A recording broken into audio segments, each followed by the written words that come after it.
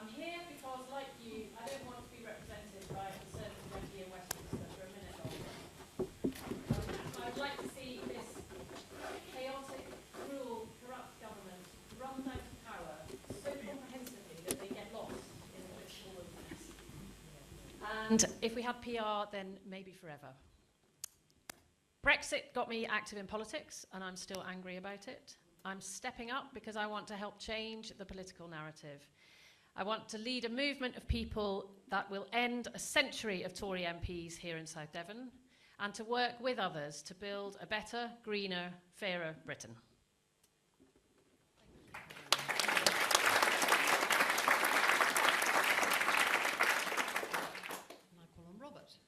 Hi, my name is Robert Bagnon. I'm your Green Party candidate. My family and I moved to Devon about 10 years ago now. My background is in the public and charity sectors, specifically central government, higher education and health regulation. I'm currently a freelance consultant, mainly working with whiteball departments and agencies to help them deliver public services in the context of increasingly constrained budgets.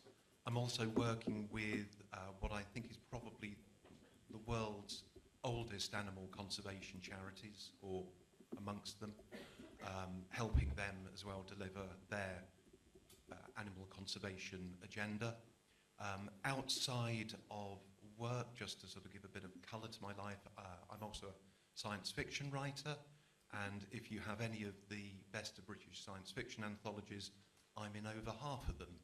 And yesterday I had my first day with Citizens Advice, where I hope to be shortly starting training as a volunteer advisor if I pass their interview, but obviously I'm concentrating on this interview.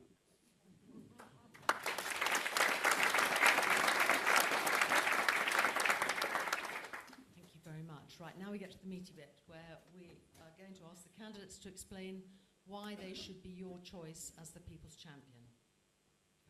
So we're all here today with one aim in mind, which is to choose the candidate who is most likely to be able to beat the Conservatives at the next general election, and to elect for the first time in 101 years a non-Conservative MP for the South Devon constituency, which now includes your good selves in Charterlands. If we had PR, we wouldn't need to be here. But we are here in a very imperfect world with an undemocratic voting system, trying to find a way to make it work. So I'm going to share with you why I believe I'm the only person who could beat Anthony Mangnall later this year. And first I want to tell you who I am, because I want you all to have the confidence that if you elect me later this year, you will know what I believe in and what I stand for, because those are the values that will guide me as an MP and guide the way I vote. There is a photograph of me somewhere in a pram with a sash round me which says "Vote Smith," campaigning before I could talk for my dad, who became the youngest Labour councillor on a very Tory Berkshire County Council. We later moved to Scotland, and I grew up in a very politically aware household where my mum spent a lot of time raising money for Oxfam and UNICEF, and my dad brought PhD students to Edinburgh from the Global South to study science with him. As a journalist, I worked in the Balkans during and after the Yugoslav war and witnessed firsthand the devastating effects of that conflict. I lost my husband Nick to cancer in 2003, and I moved to Devon with my two very young daughters and raised them alone for 8 years before I met Stuart and got remarried. The girls are now both in the midst of the broken housing system in London, and evictions, damp and mould have become a regular feature of our family life. I ran a charity for young widows. I launched and ran my own small business in Totnes for several years, and most recently I was the chief executive of Devon Rape Crisis before resigning last year to campaign full-time for this election. So my experience of life and work in quite a wide variety of roles has taught me the power of community, of mutual support, particularly when things get difficult, and how important it is for us to strengthen the bonds in our society, not rip them apart. I'm really tired of living in a world where politicians drive division, foster hatred, and stoke fear, where policy decisions are ultimately made by rich donors. I don't believe it has to be like that. For me, successful politics is about building community. It's about empowering the weakest in our society to live decent lives and to have a voice. eradicating the glaring inequalities of wealth and power that divide this country. So my priorities are the basics: working to fix our NHS and our broken public services, ensuring that everyone in South Devon can live in a safe, secure, warm home, ensuring our taxation systems are fair so that everyone pays their fair share, taxing income from wealth, closing loopholes for the rich, a guaranteed basic income, and of course ensuring everything we can do to address the climate emergency: zero carbon energy, restoring nature, clean, green, efficient public transport, home insulation, climate-friendly farming, and more. Like my Lib Dem colleagues, I will support the Climate and Ecology Bill. There's much more policy too. I'm sure we'll go on to discuss some of that later, but for now I'd like to focus on how we will beat the Conservatives at the general election. So I gave up my job last May, and I have been campaigning 6 or 7 days a week since then. I live and breathe this campaign. And because of all the work that I and my team of volunteers have already done, our party HQ have upgraded this seat because they know that it is now one of the most winnable seats in the Southwest for the Liberal Democrats. So that means more support, more resources, and more help to get us over the line. And we are the only party taking this seat seriously. I know I can win, but winning a general election takes a huge amount of work. There are 70,000 voters and 39,000 doors in this constituency. We have to speak to as many people as possible to make sure they know that change is possible and who they need to vote for to make it happen. So we've already spoken to over 11,000 people, and we've delivered leaflets to just about the whole constituency 2 or 3 times. We're out 5 times a week canvassing with a team that is growing all the time. We've been building my name recognition for 18 months, and we recently got a paid party campaign manager moving to the Southwest to help us win. So what comes next? We step it up a gear. We knock on more doors, we deliver more leaflets, we have a social media campaign, we find hundreds of poster sites, so this constituency goes orange. Make no mistake, the Conservatives have increased the spending limit for this election to £35 million for one reason only, because they are the only party who can raise and spend that kind of money, and they will not give up without a fight.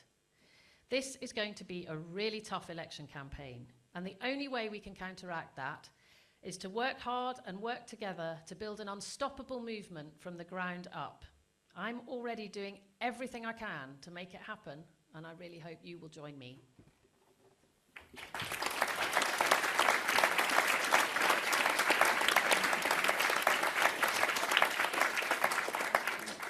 Thank you, Caroline. Robert. Right, well, there should have been 3 of us up here, but Labour, having given us 28 billion reasons not to vote for them, has given us another one by being too scared to turn up. So let's forget all about them. That leaves you with us 2. So to help you make the choice, I thought I'd tell you about some of the things that I'm fighting for as a Green. Firstly, a wealth tax. It's time those most able to help should pull their weight. The gulf between rich and poor in this country is shocking, and since the Tory Lib Dem coalition gave us austerity, it has been worsening. We've now got almost 4 million people living in deprivation, yet the 350 on the Sunday Times rich list have a combined wealth of about £750 billion. It's so obscene that even the rich are starting to lobby government now to ask them to be taxed more, because even though they realise it doesn't matter how much money you have in the bank if you can't trust an ambulance to turn up when you need one. Only the Greens propose taxing wealth. A modest tax on wealth above £10 million would raise £16 billion to help fix broken Britain. To alleviate poverty and deprivation, we'll phase in a universal basic income. Don't confuse it with the Lib Dems' guaranteed basic income. Ours radically simplifies the benefit system. Theirs relies on more means testing and more bureaucracy. Given £19 billion of benefits goes unclaimed each year because people find the system degrading and baffling, who on earth would want to put more people through that assault course? Well, the answer is Sir Edward Jonathan Davey. One of the drivers of wealth inequality is our bonkers tax system.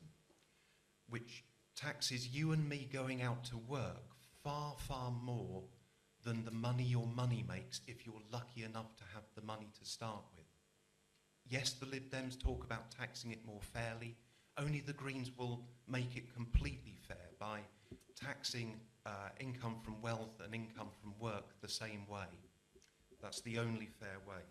Doing that, closing tax loopholes wholesale, will raise another £30 billion for the public purse and also close down that tax avoidance industry overnight that we all love to hate. The Green Party is the only party proposing nationalising privatised utilities. The Lib Dems expect the water companies to clean up their acts through increased regulation and creating public benefit companies. But public benefit companies are still shareholder-owned, profit-seeking companies. Not good enough. Let's take back control.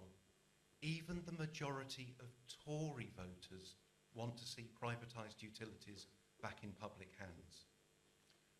We're on the same page when it comes to windfall taxes, but you won't find a single mention of oil and gas licences in the Lib Dem manifesto, either revoking existing ones or not awarding new ones. The Greens are absolutely unambiguous about this point. Neither of those will happen with us. And then we go further with a carbon tax to make the polluter pay and rebalance the economy towards things that are good for people and good for the planet. That will all help invest £145 billion over a decade on insulating our homes. We've got some of the coldest and leakiest homes in Europe, and that has to change. And on creating public transport good enough to get people out of their cars, even in a rural setting. And talking of the economy, only the Greens recognise that chasing constant and continual economic growth on a planet with finite resources is just plain madness. If politics is binary, it's not Tory versus anti-Tory. It's about the parties that recognise that fundamental truth and the parties that don't. And in that respect, the Lib Dems line up with the Tories and the Labour. We say our economy is big enough for everyone's need, if not everyone's greed, and now is the time to concentrate on creating a circular, sustainable, thriving economy. And all of this comes out of the Greens' fundamental philosophy of looking at every proposal, policy and decision in terms of what improves quality of life for all, not material wealth for some. That's what makes us different. That's why I'm a Green. Please support me as People's Champion.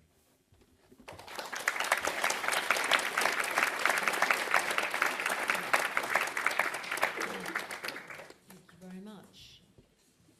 Now, because this is a community effort, we decided it'd be good for you just maybe spend 2 or 3 minutes just talking to somebody next to you, maybe somebody you don't know. I mean, maybe you do know everybody. But have a little chat about what you've heard so far and what you feel you need answered to make your decision this evening. And then we'll move on to questions. So we'll give you just a couple of minutes just to talk to each other. And by the way, well done, so many of you, for turning out.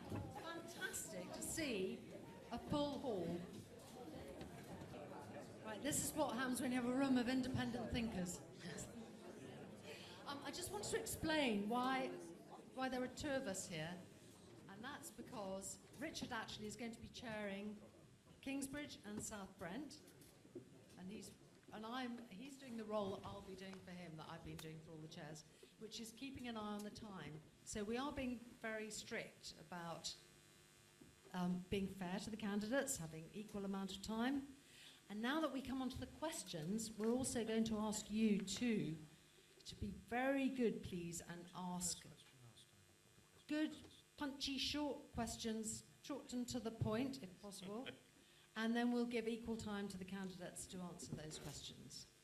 Okay? So, does anybody want to kick off with the very first question? Yes, the gentleman at the back. Please wait for the microphone, because this is very important for the recording, that we get you recorded. And hold your microphone horizontally. Exactly. Press the button on it once. Hello? There again. Oh, We can hear you. excellent. That woke us up. I was going to ask, what are your position on enshrining the power of the House of Lords in order to ensure that professionals have a say in the policy making that governs our country?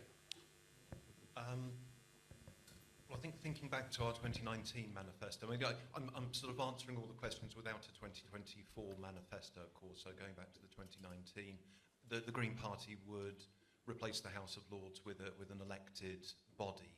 In terms of the input of professionals, I mean, you've got to remember that a lot of policy making happens in committees rather than, within the chambers itself. So, that is where the input of professionals without vested interests, because I think what's as key is getting rid of, the vested interests of industry from policy making, and that the policy has to be, evidence-based and based in science and based in fact. So I mean, that's in the committees, I think, is where the scientific evidence comes through. You're shaking your head. No. It's functionally the same as... We need the mic, sorry. People won't hear us on the recording. Sorry, everyone. That just makes it functionally the same as having a second House of Commons. There's no point in having two elected Houses of Parliament. Yeah, I mean, it's an area of policy which I'm not familiar with all the nuts and bolts of it. My take on it is we've got a climate crisis coming, and I'm interested in the things that will avoid that disaster, shall we say? But sorry, that was a very weak answer. I'm gonna try and do better. Caroline. We're warming up. Yeah. So it is Liberal Democrat policy to reform the House of Lords. It's something we tried to make happen in the coalition, but the bigger coalition party wasn't really interested. We would have 80% of the House of Lords elected, I think, but we would do it in a different way to the House of Commons. So it would be a federal chamber of the regions and nations of the UK. So each region would be represented, and the elections would be held differently. So it wouldn't. They would be held under a proportional system for starters, as part of the reform, not first past the post. I think the most useful people in the House of Lords are the crossbench peers. I think the people who bring experience from their professional life, and I think we need to see much more of that. Perhaps less of the landed gentry, maybe fewer bishops, and have voices in the House of Lords who represent, all walks of life and have real experience that they can bring to a second revising chamber, because that is what's needed. And it also needs to be much, much smaller. It's far too big.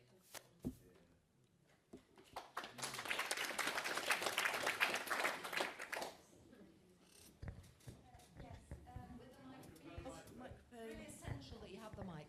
Thank you. Can you hear me? Yeah, I could sing, but I won't. Just a question for both Robert and Caroline together. We get the sense that you have both been out pounding the pavements. And can you give us a sense of what you heard when you were pounding the pavements? How long have you been campaigning out on the road? How many doors have you knocked on? And what have you been hearing from us about what the likely vote is going to be? What have you heard? Thanks, Louise. So our party target is 1,000 conversations every month. So that is that's not 1,000 doors. That works out at more like between 3,000 and 4,000 doors, depending on what time of day you go out and how lucky you are. So we are reaching that target. I have a team of about 20 door knockers, 25 people. We're out in South Brent, Kingsbridge, Paignton. We're out in Brixham every week. And Totnes, obviously, we've done most of Totnes, and a lot of the villages.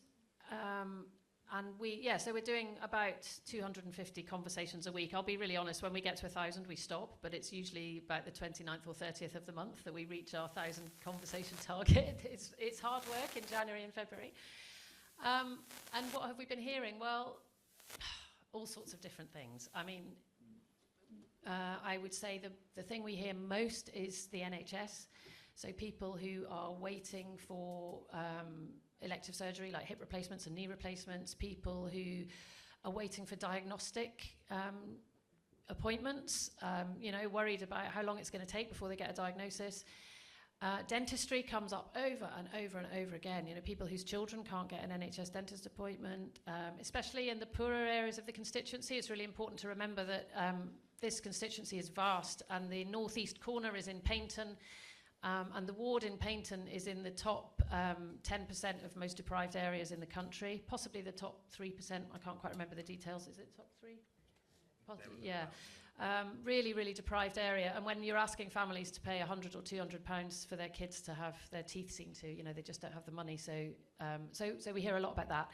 And very briefly, a lot of business owners are struggling to get staff, especially hospitality, catering, care businesses, because of the lack of housing. So housing is a very, very big topic in lots of different ways. The standard of social housing, the availability of housing, the fact that there's nothing to rent.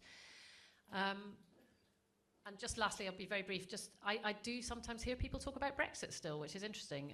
Mainly people who are running businesses and who are really struggling with usually sort of import-export red tape regulations. But are they going to vote for you? Are they not going to vote at all? That's what I really meant, Oh, okay, sorry. Are they going to come out and vote? Right, so what we're hearing more than we've ever heard before is one thing I hear quite a lot is, I've voted Tory all my life, but I can never vote for them again. And it's astonishing how many people say that. And that's for a whole host of different reasons. It might be because they're still really disgusted about Partygate, or they feel, maybe Liz Truss has made their mortgage go up by £1,000 a month. I mean, all sorts of reasons. So those disenchanted Conservatives are either going to stay at home.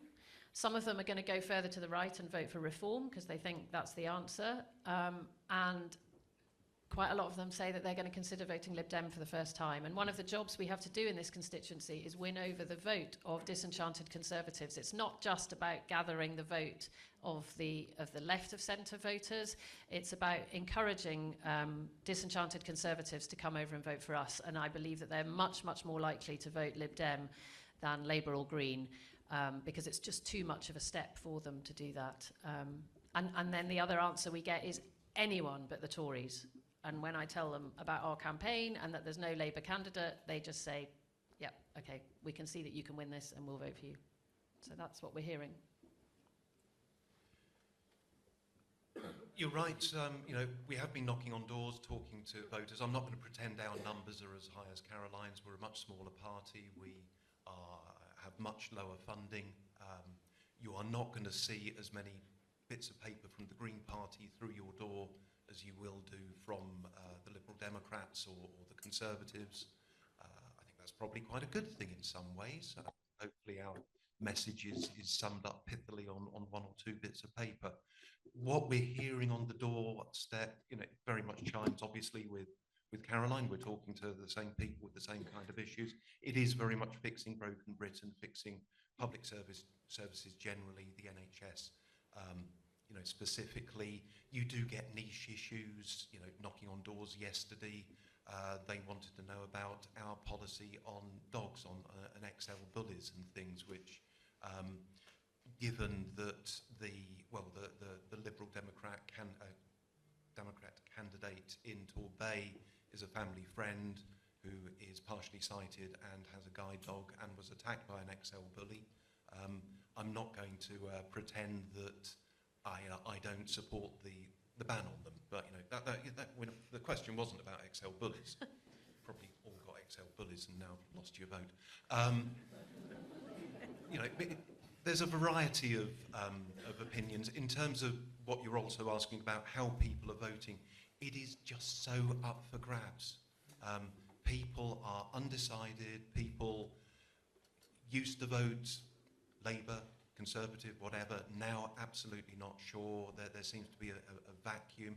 And also the lack of engagement, particularly, without wanting to stereotype certain areas, but areas which could benefit the most from a progressive MP of whatever colour in this constituency who just go, I'm not interested, not voting, haven't voted, never, and I say, don't you want to have a hand in steering the boat? Like, no, don't care. Because what has politics ever done for them? Yeah. I mean, they've not gained anything from it, have they? And they've had a Tory MP for 100 years who's ignored them. So they're just really, Robert's absolutely right, really disenfranchised. It's quite shocking. So doing something different like this, I think, is brilliant. Yeah. And just to say, we have spent a lot of time in those areas talking to people and trying to involve them. And I think we have managed to reach some people who've said that this does give them a glimmer of hope that for once their vote might have some power and might actually achieve something.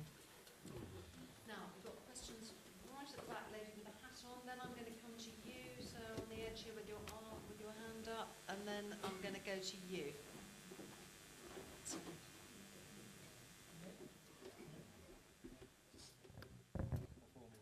I'm one of the Modbury litter picker volunteers. I've been picking up litter with a group of friends and colleagues for about 4 years now. We roam around the roads of not just Modbury, but around B roads and so on. I drive away from Modbury.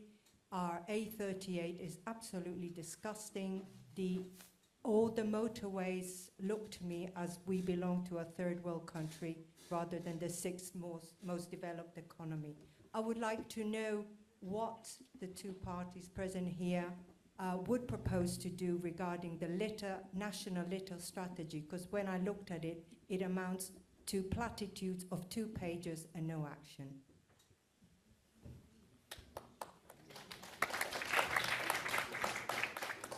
Yeah, I think what you're illustrating is, the years of austerity have meant that public services that, first of all, thank you for doing that. It's absolutely wonderful that you're doing that. There are thousands of people across the country, or probably thousands of people across Devon, and tens of thousands, hundreds of thousands of people across the country doing things that you would expect to be paid for out of the public purse. But the degree to which charities and volunteers are picking up duties that used to be done by local councils, something as simple as collecting the litter, keeping things tidy. It's now falling on the shoulders of ordinary citizens, and it's the product of austerity. It's I think since austerity kicked in, the amount of money going from central government to local government has halved in real terms. The amount of money that council taxpayers are paying has gone up, I think 20% in real terms. These are NAO figures. So the spending power of councils is now about 3/4 of what it was in real terms compared to 10 years ago. But we're all paying through the nose for it and seeing far less. So, your example is just one small facet of it. In terms of what the Green Party will do, it's all about making sure local councils are properly funded and have the appropriate powers. I mean, picking up litter isn't a power that they would need to seek. Obviously, we'd love them to do that. But making sure local government is properly funded, because what local government is the agency of central government to provide all those services. And at the moment, if it's not a statutory service, and obviously picking up litter isn't a statutory service, councils, will let it go, unfortunately. Yes, thank you for your question, and well done, Modbury. Modbury's great, isn't it? Plastic bag free, first town in the world, maybe? I remember coming here for the first time about when I was pregnant. My daughter's nearly 25, so it must have been 25 years ago, and I think that was just around about the time you'd gone plastic bag free. Yeah, Robert's right. Funding of local government has been decimated over the last 20 years or so. I mean, it just goes down and down every year. And anything that's not statutory is being cut to the bone because local government has to provide statutory services for children and adult social care and special educational needs and you know, those requirements. So all the other stuff and the nice stuff, you know, the swimming pools and the health centres and you know, parks and recreation, and libraries, exactly. World Book Day. Yes, we should be talking about libraries. So that's what gets cut. So I think partly it is the fact that we have fewer people looking after our communities who are paid for by local government, but also I think it's about pride in community. And I think when I go to parts of the constituency that are less well off, I think, you know, you can see that there's more litter, there's, you know, stuff dumped in front gardens, and I think generally there's just a feeling that people have less pride in the place they live. And frankly, when you know, you knock on a door of a mum of 2 disabled children who took me into her kitchen to show me that the kitchen ceiling was about to fall down because it was so damp, and that the housing association who owns her house wouldn't do anything to fix it. You know, you can kind of understand why people lose the pride in their community because they feel that nobody cares about them, so why should they care? And I think it's just a vicious circle. And I think, you know, we absolutely have to you know, we have to restore a bit of hope first and a bit of positive thinking, and we have to get into these communities and show people that it can be different and try and make change and make people feel as proud of their streets as you feel of Modbury, you know, which is a beautiful place, isn't it? So. One thing that Labour did commit to until very recently was, I think it was a £40 billion investment annually in a green transition. So green building, green infrastructure, green energy, all that kind of thing. And of course, they've now rode right back on that. What would your parties do? Would you commit to such an investment? Would you perhaps go further? Thank you for the question. To be quite honest with you, I don't know if there is a figure because I haven't got the 2024 manifesto.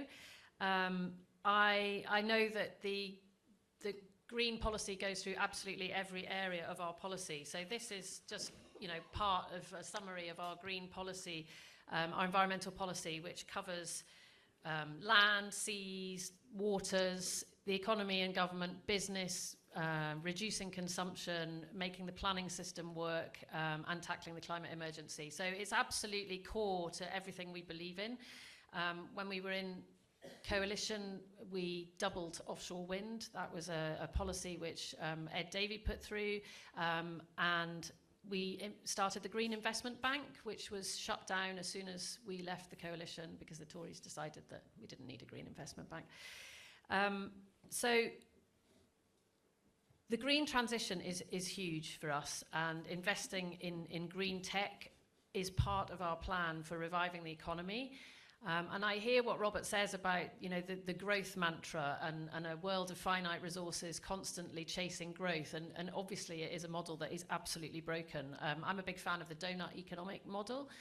But I think if we can invest in green tech and green businesses, then it's a kind of win-win-win situation. You know, it helps us address the climate emergency. It also helps create good, well-paid jobs, develop skills, you know.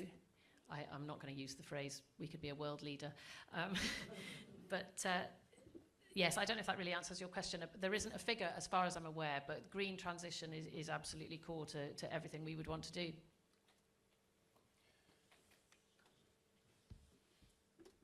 The tech answers get us part of the way, but they're not going to get us all of the way out of this hole.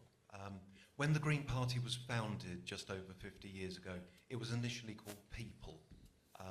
And it was, by the way, I've only recently found this out, that it was founded by 2 estate agents and 2 solicitors, one of whom was a Tory councillor. So this idea that we're somehow some kind of Marxist sleeper cell, I think that puts it to bed. But it was called People because they recognised that people were the cause of the problems, but people were also the solution. We need all of us to be doing things slightly differently. And, you know, I talked about a carbon tax to make the polluter pay and to rebalance the economy towards things which are good for the people, good for the planet, without finding the number in the 2019 manifesto. It was something like 78.8 billion, I think, comes to mind as what the carbon tax will or was estimated to generate. But of course, that's a tax which I would like to be really punitive and raise nothing, because that means that people's actions are then not creating pollution, not creating an environmental impact. And you know, just to be clear, when we're talking about make the polluter pay, that's a sort of a sound bite. It's about recognising the full environmental impact of everything that we do. So, you know, full disclosure, I eat meat, but I'm doing a lot less of it now than, you know, I used to.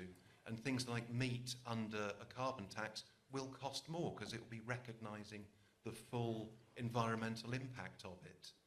You know, to get out of this, we don't just need green technology, but we need behaviour change across the board, whether that's getting out of our cars and walking and cycling by giving people facilities and, you know, that are within, you know, a walk, or, you know, more of a plant-based diet than a meat-based diet.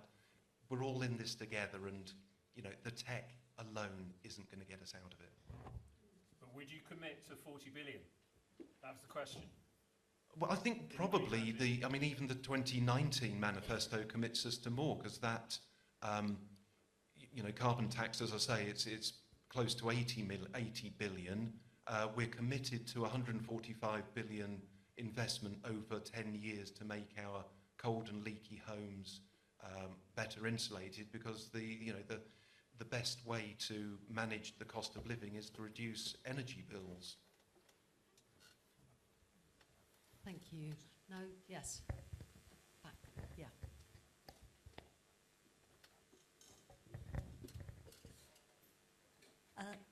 I just want to know what and how are you going to fix our public services and National Health Service?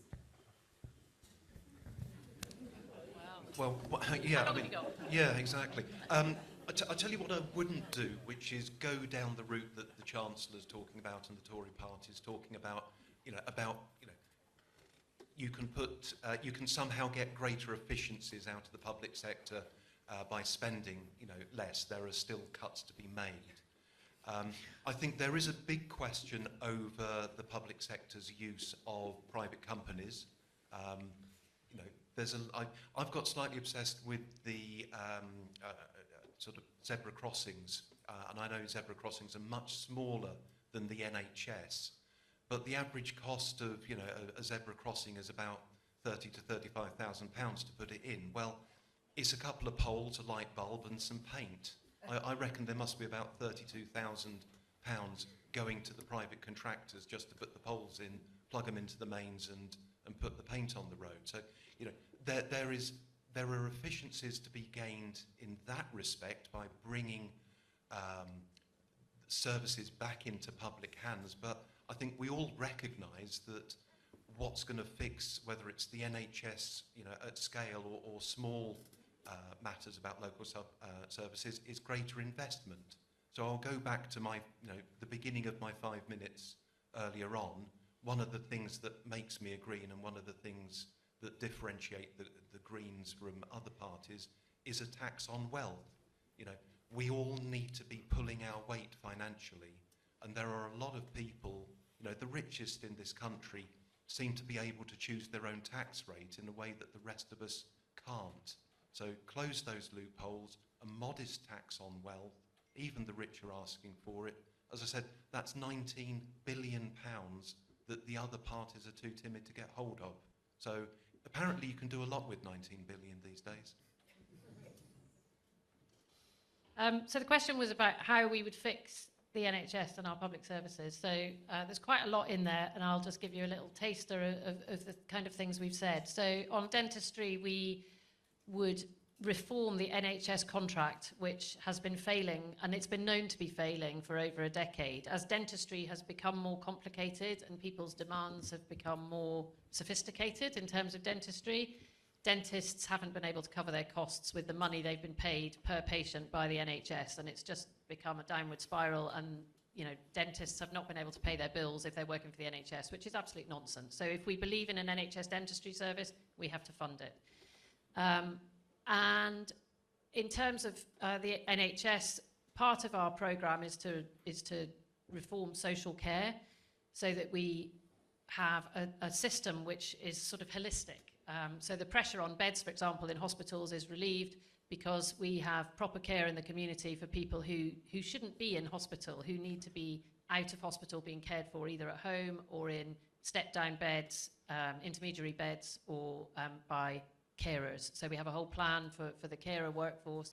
And GPs, we need, we need more GPs. We're losing GPs very, very fast, and that's all about the pressure on the workforce. So I spent a long time with a local GP recently who was saying that there are 3 times as many people looking for GP appointments now than before the pandemic, and they don't really know why, but it's just the pandemic has really shifted people's relationship to health.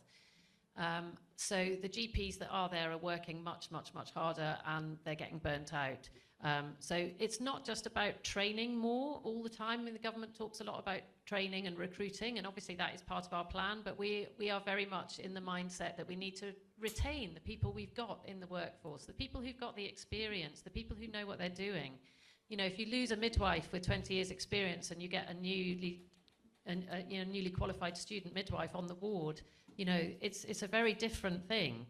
So we need to sit down with those people in all those different areas and listen to what they need. I think the fact that the government has not got in the room with the junior doctors, for example, is absolutely appalling, because how are we ever going to resolve the dispute over pay if they don't actually sit down and talk to them? And then just lastly, we've got a whole raft of policies on public health, because we believe that there's no point always trying to fix the NHS without looking at the pressures that are on it in the first place. And that's all about health and well-being in the general population. It's about food, it's about exercise, it's about obesity, it's about alcoholism, it's about mental health. I mean, my previous job at Devon Rape Crisis, I was very involved with the mental health services in Devon, and they're on their knees. They basically don't exist. If you're a teenager and you need mental health support, you have to be suicidal before you can get an appointment with CAMHS. So there are thousands of young people who are struggling, who, if they had a little bit of support early on, they would probably not go on to develop lifelong problems. But because we have decimated those support services, things are getting much worse, and then it requires much more longer and more expensive treatment. So we have to start at the beginning, and that's a generational change, but that needs to happen. A question that came in before the event. We asked them to submit questions, so I'm going to ask Thelma Rumsey to ask your question, please. Can you hear me? Yes. Yes. Sorry, I should have followed on from previous questions because it's more relevant, but never mind. I'm coordinator of the South Hams Tree Warden Network, and we're affiliated with the Tree Council. There are 56 people involved in this around the parishes in South Hams. And most of the time we're looking after mature trees in our parishes and planting when we can. Basically, I would like to ask how you would address the increasingly common disregard of mature trees by many landowners and developers who see large trees as blocking a view or a development, so they're basically cut them down. Well, it's quite simple. I would put planning protections on mature trees so that they can't be cut down. And if they were cut down, I think we need proper enforcement. One of the things that South Hams District Council is struggling with is enforcement of planning, people breaking planning laws. And I know that that's something that my colleagues on the council are looking at, because what's the point of having planning regulations if you don't enforce them when they're broken? So it's not only tree protection orders, but it's actually enforcing them. I mean, I would say, our prisons are completely overcrowded, so I'm not going to sit here and say, let's send them all to prison. But then there maybe needs to be a fine that is so substantial that somebody would really not want to do that, because that would probably talk to the people who are cutting the trees down to preserve their view. Yeah, I think we're very much on the same page here. I mean, it's not just protecting the trees, but as Caroline says, local services have been cut back so much that you can set a rule or a law or a guidance or whatever, but if you don't have someone there to enforce it, and it's not just trees but planning and parking and all the other things that councils are there to oversee, if you don't have enforcement, then the council cannot do that job.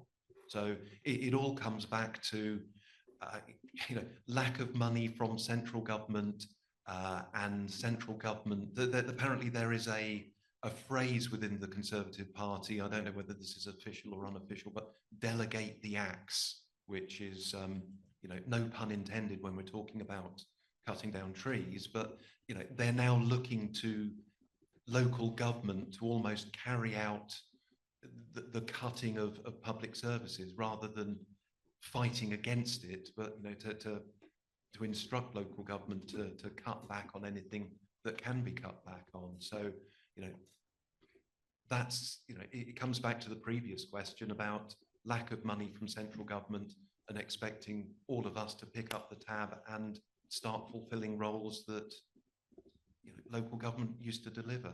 So absolutely that wouldn't happen under a Green government or a Green council, I would very much hope. And on the basis of make the polluter pay, what's the total environmental cost of what they've done? Yeah.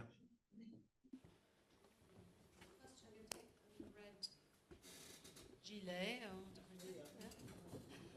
and then, sorry, if you want to, but we'll get a few lined up. Yes, this gentleman up at the front here, and there's a lady with a red jacket there who'll be the next, and then I'll come to you.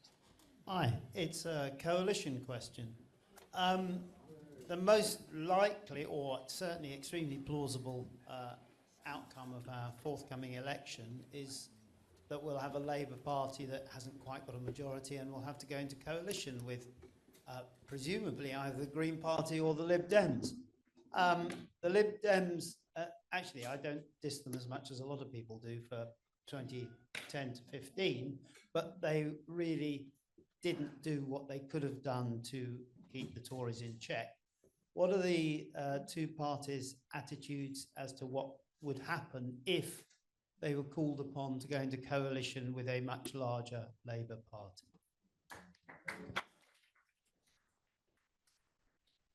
Well, first of all, thank you for believing that the Green Party will have a big enough presence in Westminster for that to be a meaningful question. We have 4 target seats, and every time we go to the polls, certainly in the local elections, we do better and better.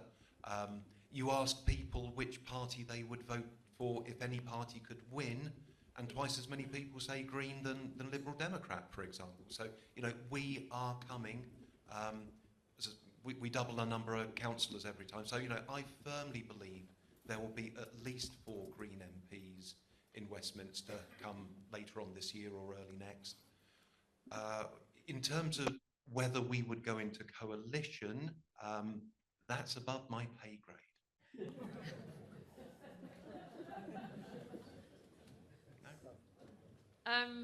Coalition with Labour, it's not something we're discussing.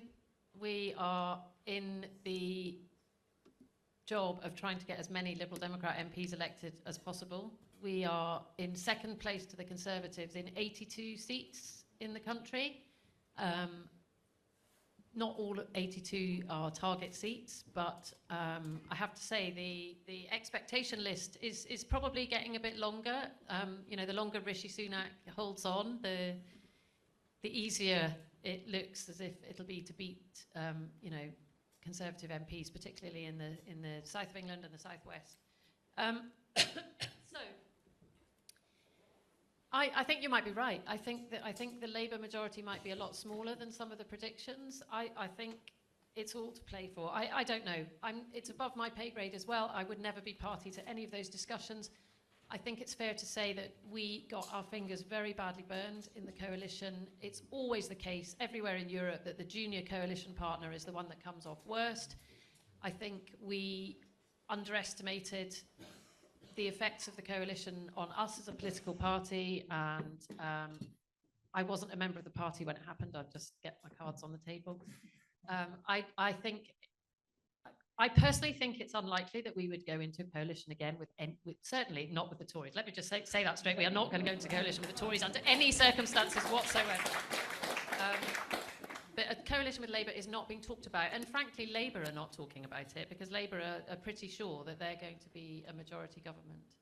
But I just want to say that You know, I am a member of a party that is passionate about PR, and it's one of the reasons I'm a Liberal Democrat, because I believe so strongly that a lot of the problems in this country would be maybe not solved overnight, but relieved by a proportional representational system. And the reason I believe that is because if you have PR governments, they are generally sort of more middle of the road, and they switch about, and different parties come and go from those coalitions. But you don't get this swing from right to left, Tory to Labour and back again every 10 years or every 15 years, where they spend the first part of a government undoing what their predecessors did. You know, you get much more longer term thinking, and I think for the stability of the country, even though sometimes coalitions wobble and fall and break apart and have arguments, of course they do, but actually you get more stable government. And I worked in the European Parliament, which is a proportional parliament, and the work there was all about building coalition. You know, to get any policy through that chamber,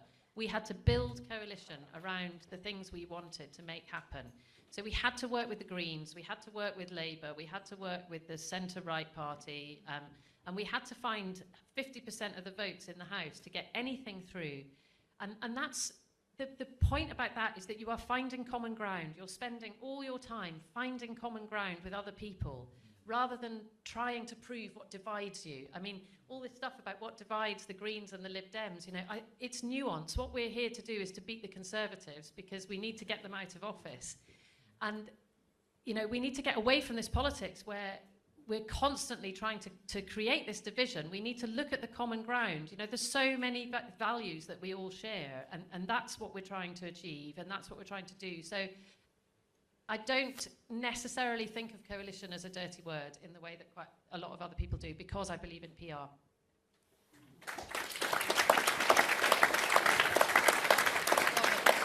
Robert, do you want to add to that?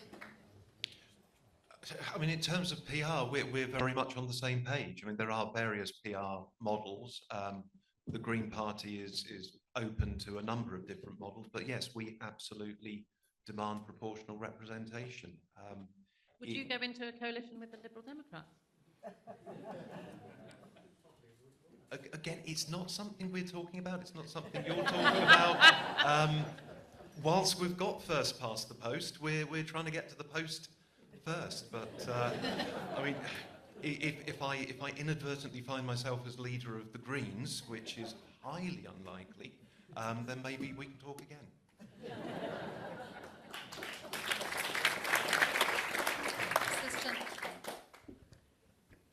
Yeah, I'm sorry, this is probably slightly repeating the last question.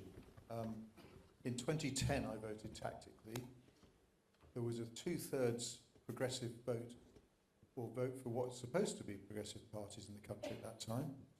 And the Liberal Party at that time went into coalition with the Conservatives, absolutely against the vote and totally against its manifesto. So the Liberal Party brought on the mess we're in at the moment. Why on earth would we not want something a bit more positive than it's above my pay grade about what will happen? Will you personally commit that under no circumstances will you support a coalition with the Conservatives?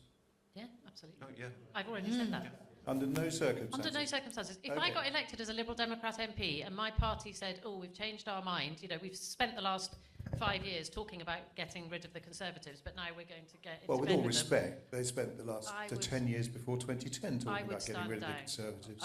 I would leave the Liberal Democrat Party if that happened, and I would be an independent MP, because I would not sit on the benches with the Conservatives. You have my word. Good. But it's not going to happen. It's not going to happen. Well, thank you. All right. I mean, yesterday we had a question: would we take funding from oil companies or armaments companies? And I had to think, you know, under what circumstances could they possibly wish to fund the Green Party? And you know, your question's the same. Under what circumstances could the Tories wish to bring the Greens into coalition? It's I mean, I write science fiction, and that's too far out for me.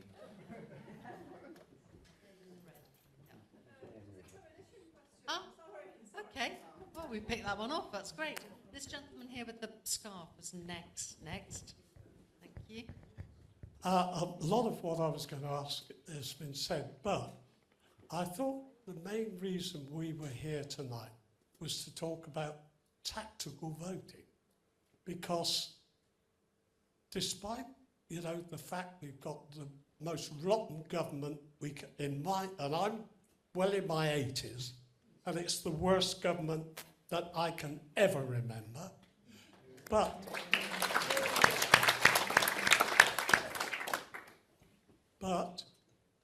there are a great deal of people who will still vote for them no matter what.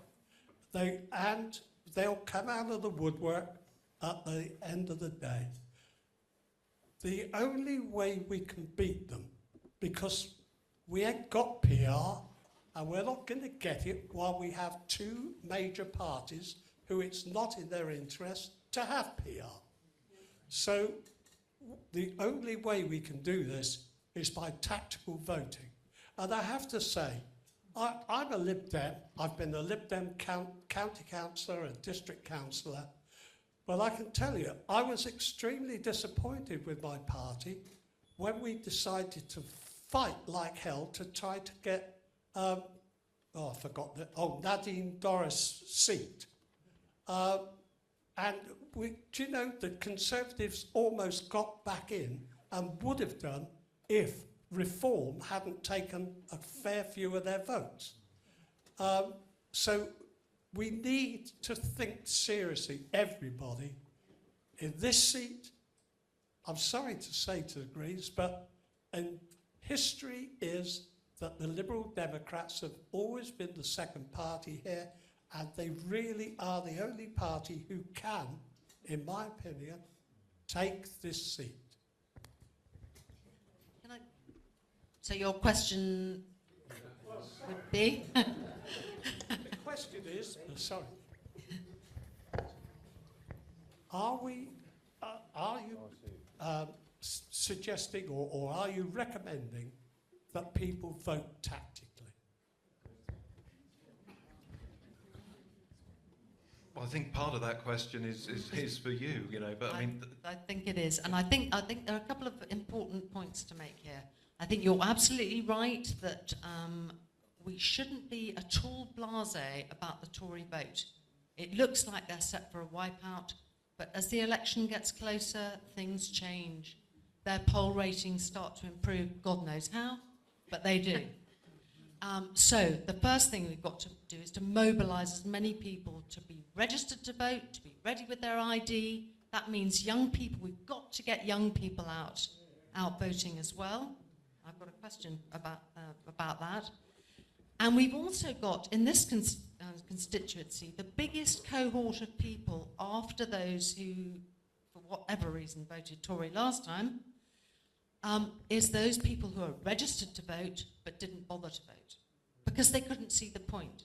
And that is why we exist, because why we are out on the streets all the time talking to people and holding these events is saying, for once, your vote might count if you just get off your backside and get out there and vote. And that is a message that's beginning to really land with people. And it's reminding people, these politicians work for you. They don't work for the big donors. They don't work, well, they do in the current case, obviously. They don't work for lobbying groups and these think tanks and dark money. They work for you. It's time you reminded them that they work for you and get out there and vote. It's absolutely key. So, once we have our people's champion, that's when we pivot to mobilise as many people as possible. Because I don't know about you, but I want to give them such a licking that they'll never be able to sit down again. You know, I mean, that's what we're here for. And it's got to be a big result on a big turnout. Not just a mass Tory strike that lets us in. It's got to be all of us saying, do you know what? We don't want this anymore. We're not going to put up with it anymore, and we're going to vote. And you're going to do what we say because we have the power. And we want electoral reform, and I can tell you, the three of us and all of our volunteers, we never want to have to do this again. I mean, it's been fantastic. and people are wonderful, but we don't want to have to do it again. We want a voting system that allows you to vote with your heart, with your conscience, and look at that Parliament and say, I am represented.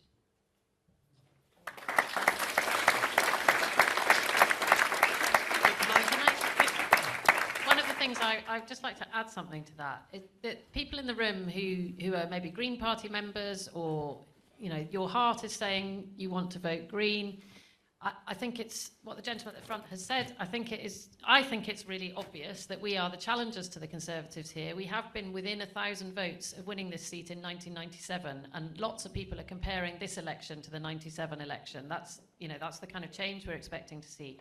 I honestly believe that the Lib Dems can win this time here. Now, we do believe in PR, and the more Lib Dems we get in that next Parliament, the more pressure there will be on Labour to give us PR. And we know that 85% of Labour Party members want PR as well. The leadership is not in line with them. The leadership doesn't want to give it.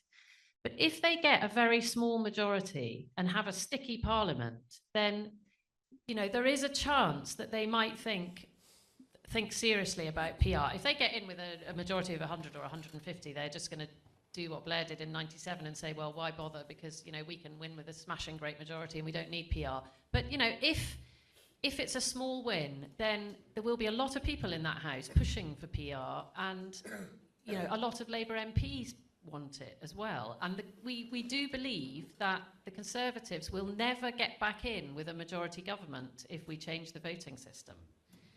So, if we make it happen here and we make it happen in lots of other Lib Dem seats, we'll all be in there pushing for PR. And then at the next election, if we have PR, everybody can vote for who they want to. And I bet my bottom dollar that if we get a PR system, the Conservative Party will fragment into at least two different parties. And there'll be a centre-right party and a much further right party.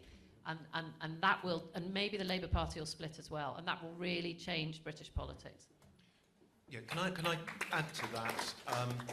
There's a lot of that I don't disagree with, but this exercise, if it was purely about looking at historical voting patterns in terms of who gets the most votes, who is best placed in terms of history to be the people's champion, we wouldn't have needed to be all dragged out on a cold March night. We can just look at voting histories and make a judgment from that. The idea of getting us in front of you is so that you can judge who's the best candidate and who has the best ideas for South Devon. Because although getting rid of the Tories is a very positive idea, it is at the same time, it's a negative idea. It's voting on the basis of avoiding something rather than voting for something. I'm not naive about the Greens' position in the polls and, in voting history at all.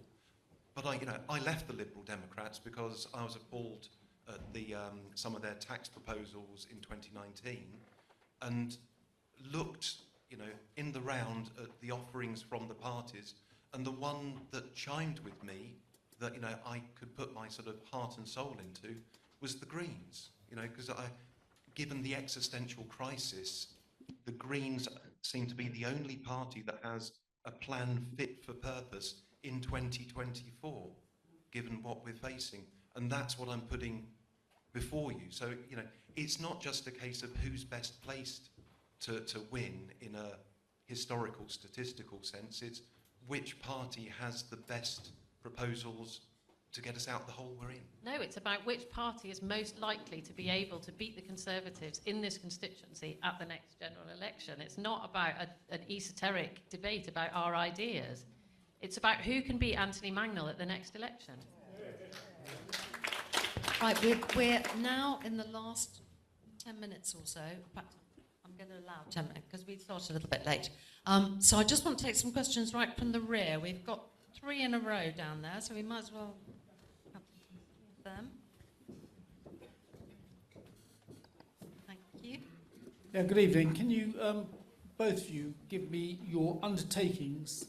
What undertakings will you be taking to provide sustainable, affordable, and most importantly, social housing in our area and nationally?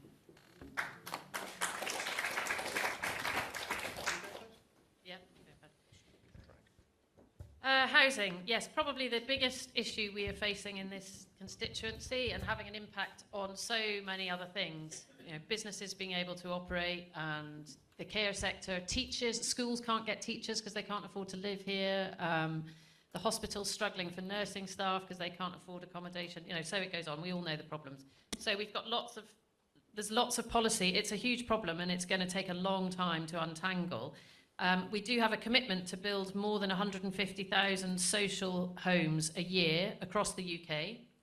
And our focus is on building social homes and building affordable homes, but not affordable in the conservative sense, but really truly affordable homes for local people. We would end the right to buy, so that if South Hams District Council builds houses, they couldn't then be bought in 3 years' time by the people living in them, because then that means we'd have to start again. So we think that needs to go. We would ban no-fault evictions from private rented accommodation straight away. And as I said, my daughter's just been evicted for the second time in a year, and is now having to live with a friend of mine because the situation in London is even worse than it is here. More rights for social renters, and we would have a better new home standard, so that when we're building new homes, even new sort of social council houses, for want of a better phrase, they would be built to a proper net zero standard, so they would be warm and the bills would be lower. We've had 16 housing ministers in 14 years, which shows how seriously this problem has been taken. So, you know, it's a mess, and I think particularly here in South Devon, we're suffering from the short-term holiday let impact of people being evicted from flats and houses so that they can be turned into Airbnbs. So a couple of weeks ago in Brixham, there were 1,000 properties on Airbnb, and there were 9 on Rightmove available to rent.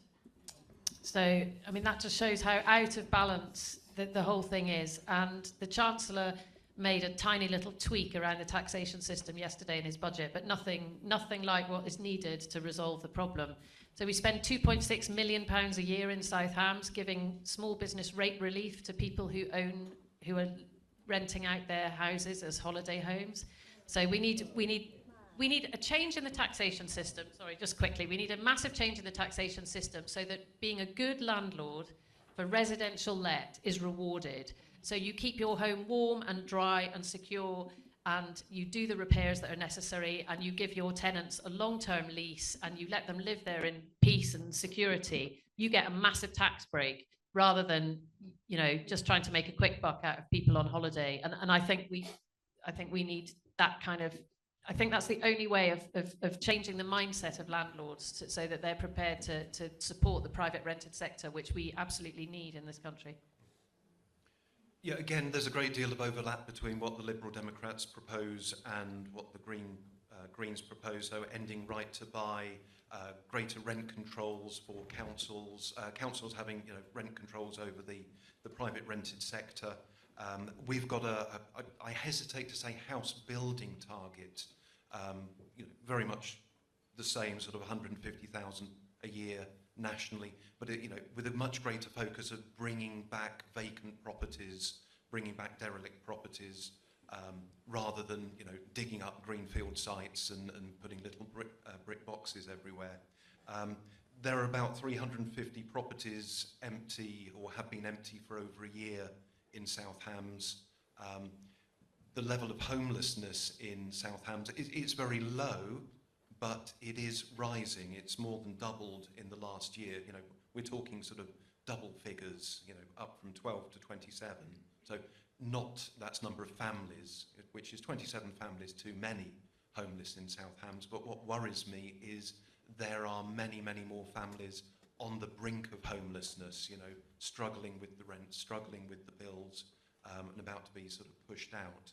I mean, I've talked before about Britain's houses being, you know, the leakiest and coldest and dampest in Europe. We would give renters the rights to make landlords insulate their homes, so, you know, the bills for renters fall. But yes, that sort of more control for councils is key, and more secure tenancies for the renters themselves. Associated with that, can you explain a bit about... Associated with that, can you also then explain your views on reforming of the planning system to enable these houses to be built in places where invariably people say, not in my backyard. So I think what we have at the moment is a developer-led planning system. So housing developers give 25% of Conservative Party funding. So therefore, house building policy is written by the housing developers because they lean on the Conservatives to do what they want. So we believe in a community-led housing planning policy rather than developer-led. And I think what that means is that if we were going to build, 100 or 200 new houses on the edge of a community in the South Hams, it wouldn't just be little brick boxes in a field, as Robert is saying. It's about building communities rather than just sticking houses somewhere. So it's about making sure that we have services that go along with those houses, that there's decent public transport links, so people are not just sort of stuck on the edge of, like the one at the top of Dartmouth where you have to drive anywhere. That we're building communities. So there are green spaces, there are play spaces, there are work hubs, there are the ability for people to move into those communities and be part of that community, to work there, to use the services there, and to live there and ride a bicycle into town, let's say, rather than having to get in your car every time you want a pint of milk. And I think if we start building those kind of communities, people won't be so against them. I have heard when I've been door knocking in Modbury that the new estate that was built on the edge of Modbury caused quite a bit of upset when it was proposed, but several people have said to me that actually it's been really great for the village because it's brought lots of new people in, there are new children in the school, it's made the community more viable. And I think we have to take that view that we need houses, and that it's not necessarily a bad thing to have small houses in a community with people with slightly lower incomes maybe than the people who are already there, and not see it always as a problem, but see it as something we can embrace in a rural community, because it makes the primary school in Kingswear across the river from Dartmouth is in the process of closing because there are so many second homes now. There aren't enough kids for the school.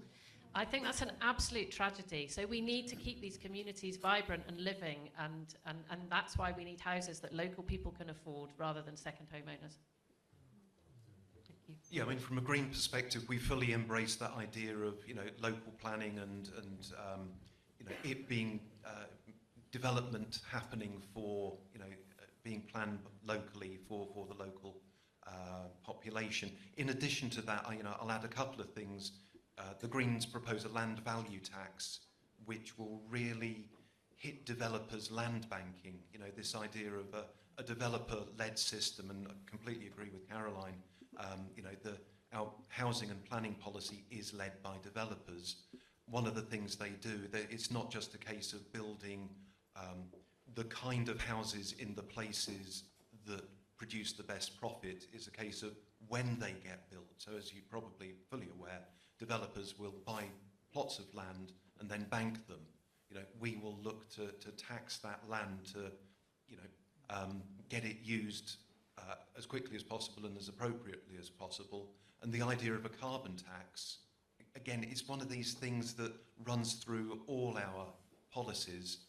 If you make developers pay for the full environmental and ecological damage of choosing to build on a green field, they'll very rapidly move their focus to brownfield sites and get those reused, and the greenfield sites can stay greenfield, or all over this constituency you can see housing going up on what should be prime farming land. And from a point of view of not just carbon capture but food security, I'd rather brownfield sites had the buildings on them and the greenfield sites were growing the food that we need.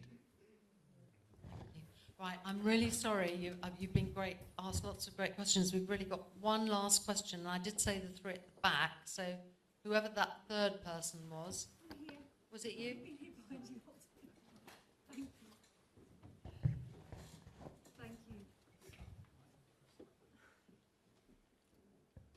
Hello? Oh, thank you. So on the theme of vibrant and lively neighbourhoods and environment, I would like to ask about the what your policies would be on counteracting or improving the situation regarding the amount of microwave radiation that is currently increasing from the proliferation of masts being put up. And I know we all enjoy technology and being connected, but there are forms of safer technology which is not something which is very much in the public eye of people like myself who are electrosensitive, which is a physiological condition which I developed after being exposed to microwave routers and Wi-Fi and things like that. There are not just people who are electrosensitive, but children in schools are exposed to a huge amount of microwave radiation. Yeah. Independent studies have shown that this We're literally on the last minute, so can we get your question? Physiological effects. Would you like, yeah. And they've removed Wi-Fi from Canada. Thank you. Sorry. It's just that this is our very last. Being removed from schools and libraries in Canada and France, and I just wondered what you might do about that. Yeah, I mean, this is a very niche subject, and this is well out of my area of knowledge. I mean, I do recognise it's a real condition. You know, if you have symptoms, I know the sort of, you know, the causes of it may be open to question, but, you know, if you are feeling something, it is genuine. May I also add, I forgot, there's a lot of independent research about animals, plants and trees also being... I'm sorry. I don't disagree. My daughter had a German tutor who, you know, was suffering from it as well, and during the pandemic, you know, COVID years, that had to be done by Zoom, which made her life very, very difficult. So, to be honest, I don't know our specific policies on this area. No, I apologise. Yeah, I would just say the same. I'm not an expert. I don't know about it. I haven't spent much time looking into it. I can imagine if you are electrosensitive, it must be very, very difficult to live in the modern society that we have created with Wi-Fi all around us. But I don't have a policy on it. I don't know if the Liberal Democrats do. I'm not aware of anything at the moment in our policy about it. Well, thank you very much, and thank you all for coming along. And now we get to the important bit of participation from you. The next stage of it all is to actually vote. But before we talk about that, just very briefly, we've got a screen up of where the last remaining town hall sessions are being held. Yeah, and I'm going to... The candidates will have a final word once we've got this housekeeping bit out of the way.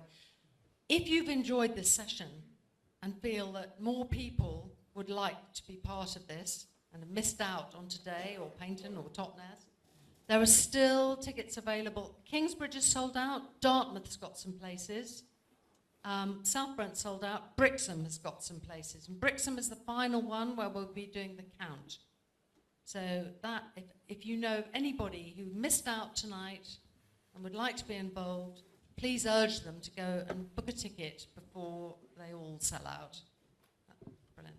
You're going to be asked in a minute by the stewards to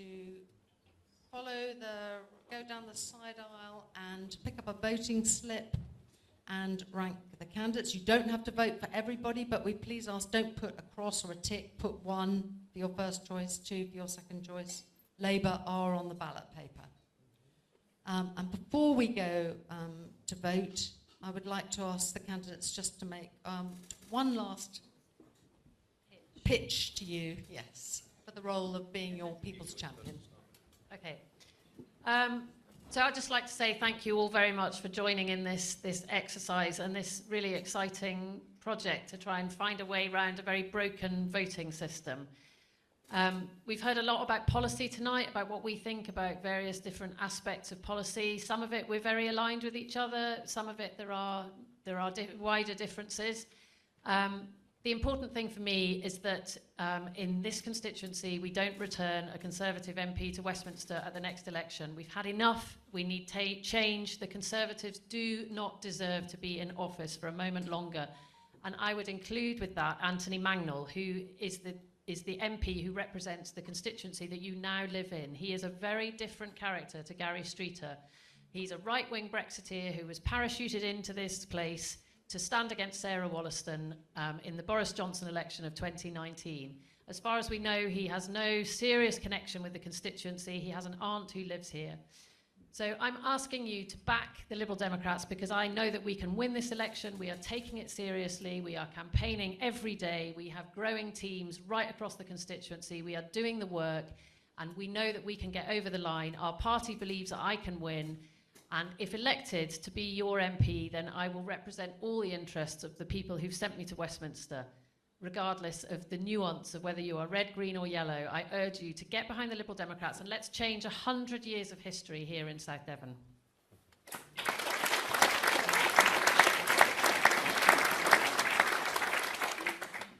You are facing something of a paradox.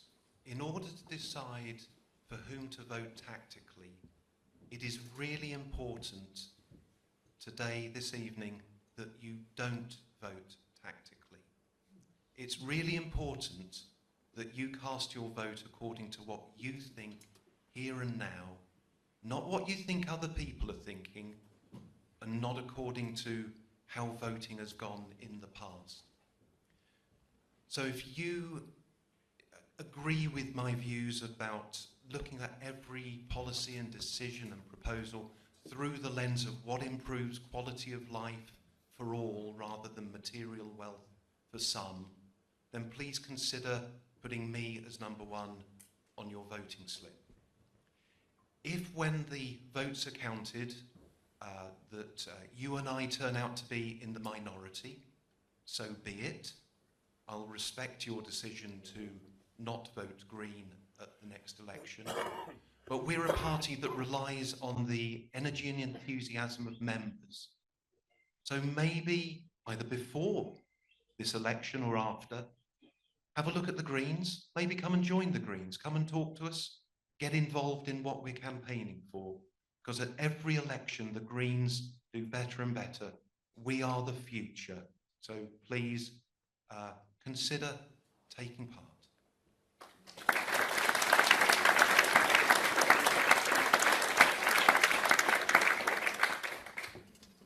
Just to fill you in on the last stage at Brixham. We've been collecting the votes up there, kept in a secure box with keys just kept by the candidates. And at Brixham, we will be turning out that box and counting up the total votes. After we have our People's Champion, and you'll all be informed of who that is, we then pivot to campaign to make sure that the person we have chosen wins. I don't know if you remember that, and how many of you remember that Michael Portillo moment when he was standing on the stage fully expecting to win, looking rather smug? We would like to produce a Portillo moment on steroids. And I'm calling on you, please, to help make that happen. Thank you. And thank you to our candidates too, please.